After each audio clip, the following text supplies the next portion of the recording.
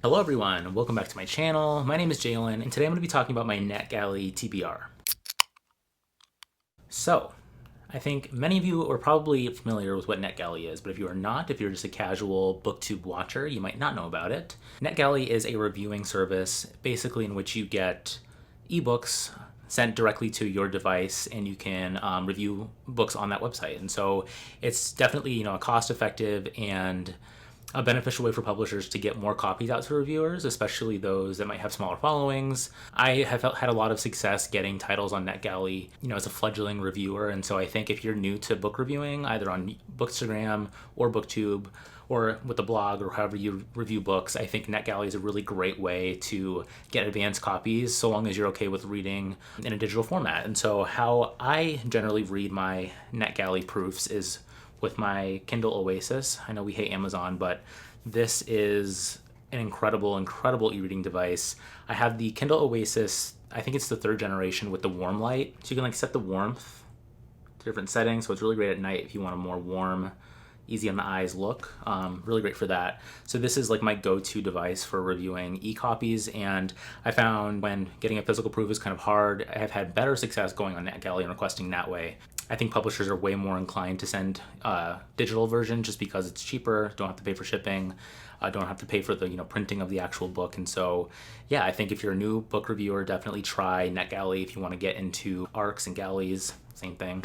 But yeah, so it's a really cool service. I found a lot of really great stuff on there. Most publishers are on there, so you can search by publisher and look through their titles. It's a really great way of seeing what's coming out soon as well if you want to try to request physical copies too. So yeah, so over the many months I've been a book reviewer, I've been reviewing books that I've gotten from Netgalley, and I thought today I would kind of go over some recent releases and new releases that are on Netgalley that I have proofs of and that I'm very excited about.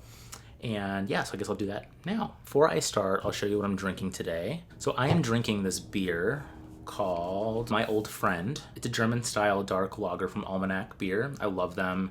They're based out of Alameda, California. Always have great stuff from them. And yeah, I usually don't drink dark lagers, and I saw it at my store, and I wanted to keep changing up with what I read on this channel or drink on this channel. And so yeah, we'll see what it's given. It's 5%. Let's see what the description says. I have a lot of foam. Sorry, guys. It says, "Hello, darkness. My Old Friend is a cozy and inviting beer that is dark and mysterious, but at first sip transforms into surprisingly crisp, light-bodied, and refreshing brew. As comforting as your favorite houseplant and has notes of dark chocolate, fine tobacco, and roasted hazelnuts. Crack a cold one to be old friends in no time." So let's see what it's giving. I poured it in an IPA glass. If there are any beer heads out there, don't come for me. Oh yeah. Oh yes, that's very good. I definitely like a dark, roasty beer from time to time. It's not my usual thing, and I wouldn't drink many of these back to back, but this is very nice. I would love this, especially in fall. This would be a perfect beer, I think, with the coming summer months. Not really my thing around this time. I would usually drink sours and IPAs and pilsners, keeping it kind of light and refreshing or hoppy, but this is really good too. Kind of a different thing for me as of all the beers I've been drinking lately. So a lot of hard seltzers, as you might recall, but yeah, this is really good. So check out Almanac if they're near you. So let's get into what I have on my Netgalley. Let's see, starting from as far back as I can go. There's this book I have called Nightbitch. This book is out from Doubleday, and I requested this because I saw a blurb, I think from Carmen Maria Machado, I want to say, and I saw this cover with meat. It looks weird, kind of dark, spooky, and then also I believe I saw a Moshfegh comparison, and I don't remember what this book is about completely. So it says, "An artist turned stay-at-home mom becomes convinced she's turning into a dog." So yeah, it sounds weird. Has a Jenny Awful quote. Blurb, not my favorite author, but she says, "A high wire act of a novel that expertly balances the uncanny and quotidian moments of early motherhood. Yoder's writing is graceful, funny, and unnerving as hell." It might be like a DWM book. If you watch CJ and I, DWM, we're going to proliferate the vocabulary. It's depressed woman moving. I don't know if this woman is depressed. Yeah, it sounds really good. I guess the husband is gaslighting her or something. He works a lot, dismissing her fears. She's a stay-at-home mom with her newborn son. She discovers a dense patch of hair on the back of her neck. Her canine suddenly looks sharper than she remembers. So basically a woman losing her mind. I mean, sign me up. All I ever want to read is about women losing their minds. So yeah, this should be really good. I'm excited. It comes out July 20th, so keep an eye out for it. That's in the US. Oh yeah, Carmen Machado is on the cover of this. Requested it and I got it. So that is fun. Next I have Touch of Jen by Beth Morgan. I actually just got a physical proof of this, which is exciting. That's like the best of both worlds. So my dream reading setup is I want an ebook edition, whether that's from like a library or a cheap digital copy that I find, and then the physical book, and then also an audiobook at the same time. That's like bliss for me. I can, hop around all formats, but that, it's a luxury to have all of that. But Touch of Jen. So this one, similarly, I requested this as soon as I saw it. So like literally the description says Otessa Moshfegh, and so I hit request. I mean, trend on this channel. But it says Otessa Moshfegh meets David Cronenberg in this viciously funny and terrifying debut novel about a love triangle so toxic that it breaks the order of the universe and unleashes a literal monster. Again, it's a romp. It seems weirdly horrific and strange, and I'm assuming it's going to be a decent character study as well if it has Moshfegh comparison, so I had to request it. It sounded good. It's out from Little Brown.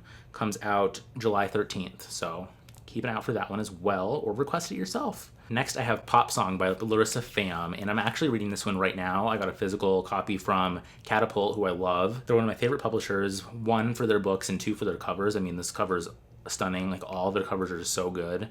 I follow their, I don't know what her title is, like their art director, cover design director, and she's awesome, always kills it with covers for Catapult books. So yeah, definitely check out them, follow them on Instagram. They have a really good catalog all the time. So, and I'm always talking about their books. So yeah, but this book is so good so far.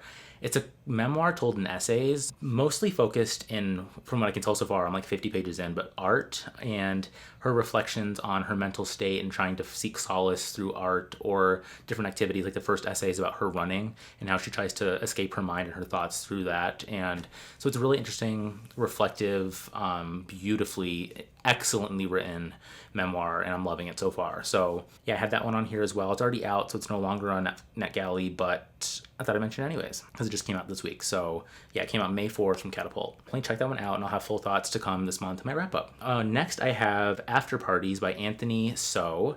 This is a short story collection out from Echo on August 3rd, and it's very heartbreaking to hear that the author of this was his debut collection, I believe. And I think a few months ago, this author passed away. He was very young. That's particularly tragic, but I'm really excited to read his work and spread the word about it.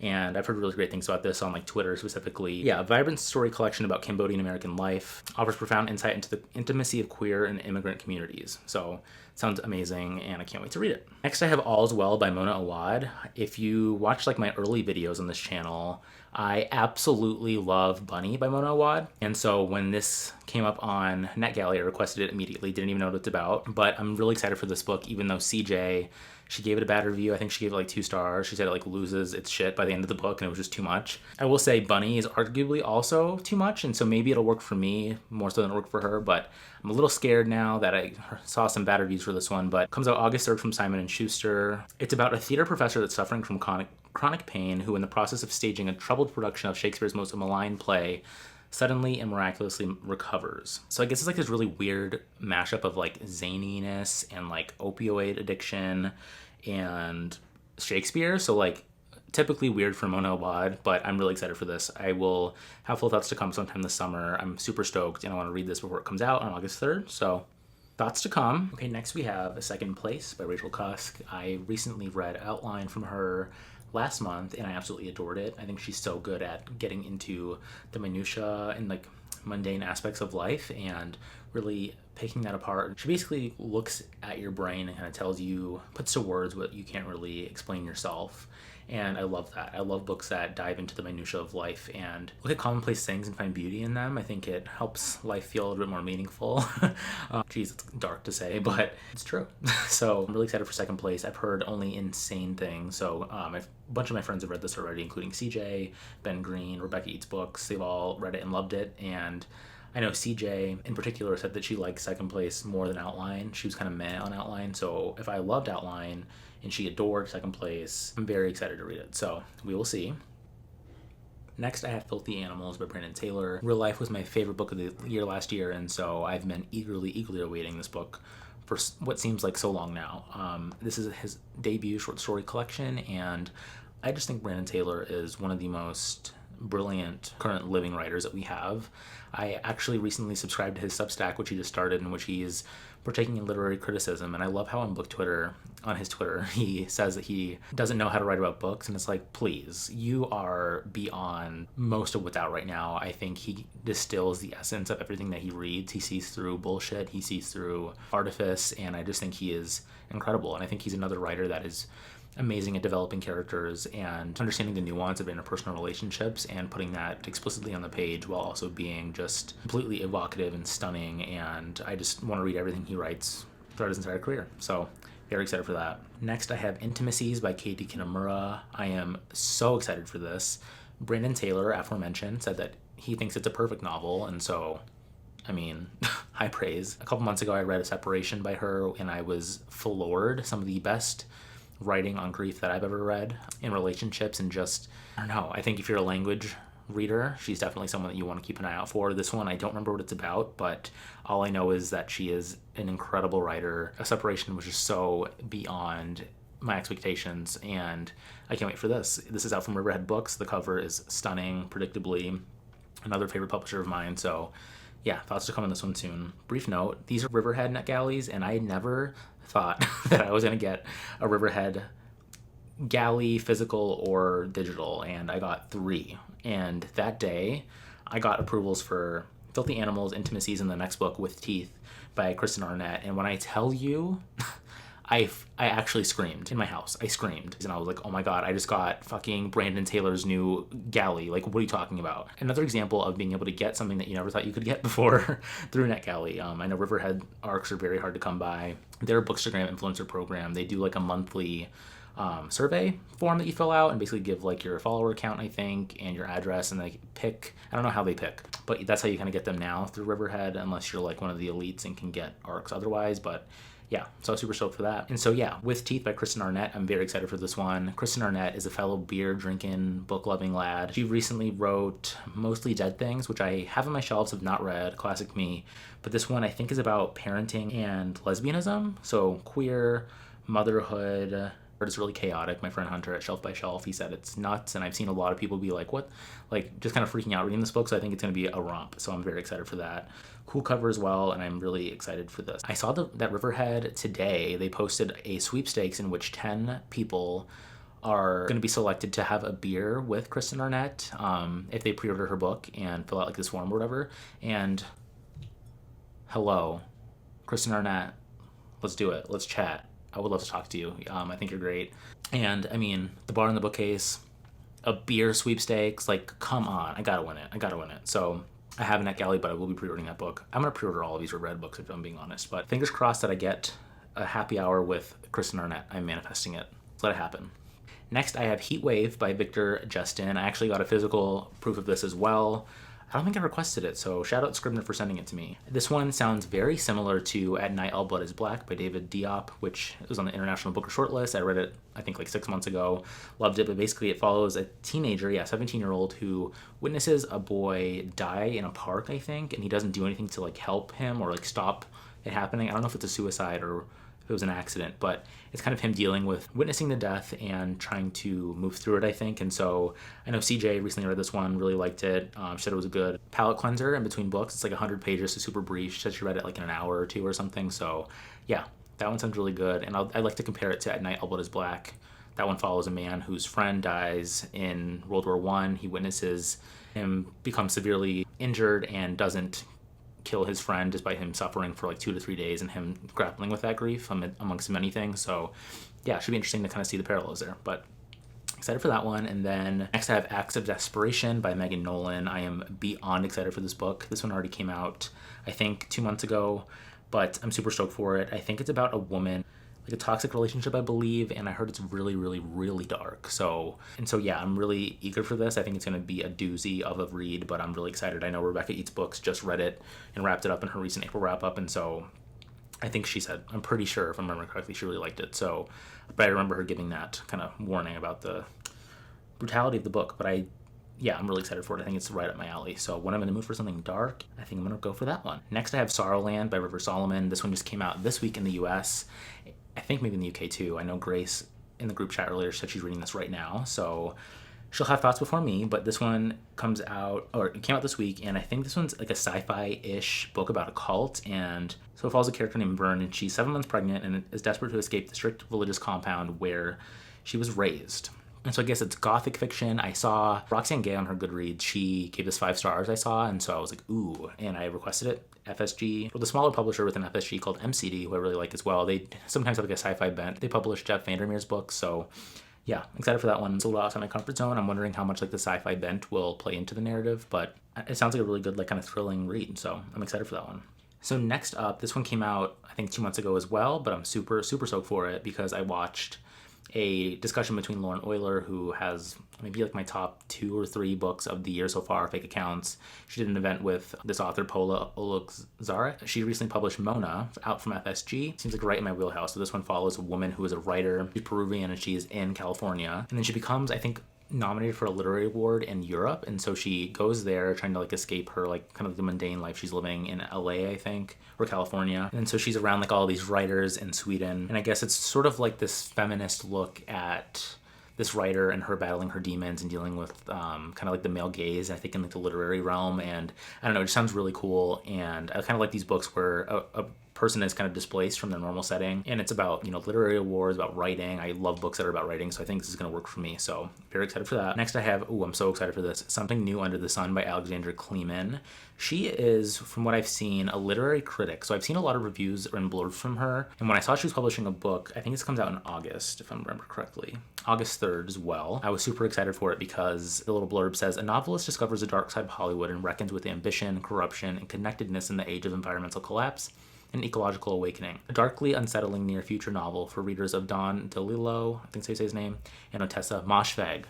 Period. Request, no questions asked. Any publisher, if you want me to be a slut for your book, just say it's like Otessa Moshfegh. Like, you can totally, I could, like, a serial killer could be like, Otessa Moshfegh is down this alley, and I'd be like, oh my god, are you kidding? And I would go and get killed. Like, that's me. And just given her taste levels and like, you know, the comparisons to Otessa Moshfegh, and also I can't remember where I saw it, but I think I saw a review on like Goodreads, maybe Twitter or something. Someone said it was like beyond comprehension how good it is. So I've just been like super stoked to read that one now, and I got it on Netgalley and I was so stoked because I think this is going to be buzzy, particularly on BookTube when it comes out. I think amongst the hotties, senior and junior, I think it's going to be really good. So thoughts to come. Next I have Long Division by Kiese Laymon. This one is a republished work out from Scribner. This one comes out June 1st, so very soon. So I guess it's his debut novel about black teenagers that is a satirical exploration of celebrity, authorship, violence, religion, and coming of age in post-Katrina Mississippi. So I've been seeing a lot of people on Bookstagram get this one this week, actually, and so I think a lot of people will be reviewing this soon, and it sounds really good.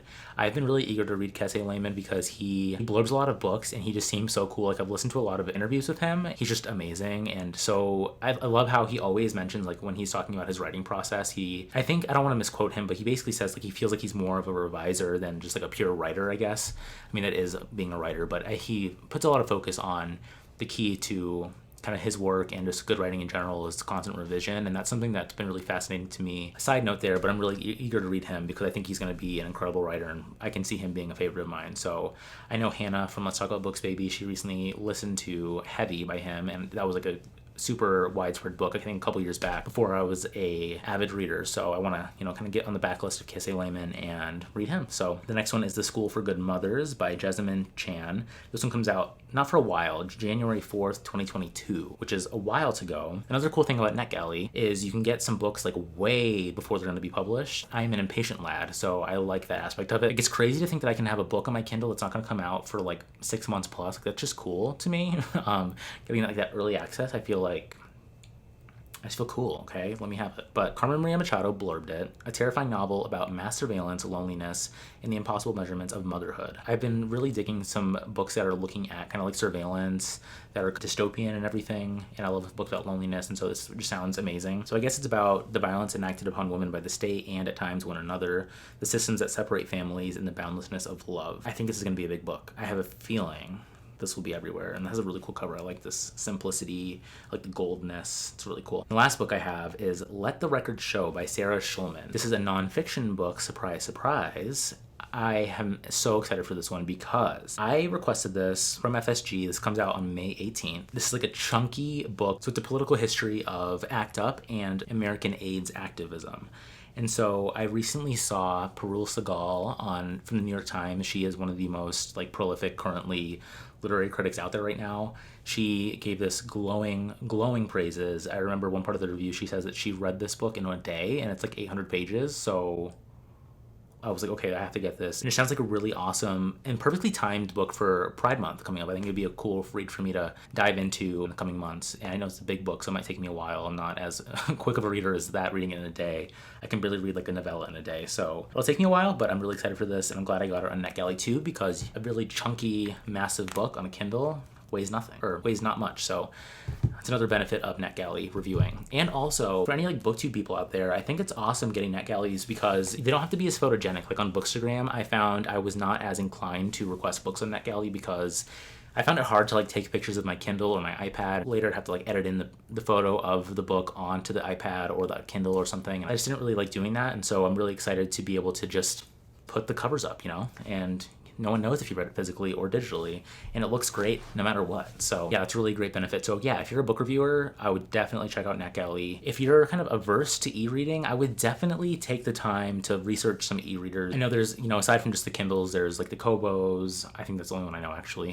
But there's options out there, and I think they're really a great way of getting titles quickly, and publishers seem a lot more inclined to give you an e-copy than a physical proof. So especially beneficial for those that are kind of lower subscriber counts. I know publishers are often looking for those that have a good amount of followers and subscribers before sending copies to you. It depends on the title and on the publisher and everything. It really is just like title by title basis usually. So, but aside from that, I think this is a really awesome way of getting review copies. And so I really like that. And e-readers are just cool. You can switch the font sizes. You can switch the lighting of them. You can store a ton of them on here. You can take it everywhere. You don't have to stuff a backpack full of books while you're traveling. Get into the Netgalley life if you haven't already, if you're reviewing books. Yeah, that about does it. I hope I put some books onto your radar that you might not have heard of so far, and thoughts to come on all of these, and they all sound so good. When I was talking about all of these, I'm so excited. Like, I don't know the plot points specifically, but they just all, for different reasons, whether it's the publisher, the cover, the blurbs, I just am so excited for all of them. So thoughts to come. Let me know what you want to hear reviews from first, so I can prioritize. Let me know what you want me to review, so I can help you decide what you want to purchase or pre-order or request yourself. So yeah, until next time, cheers.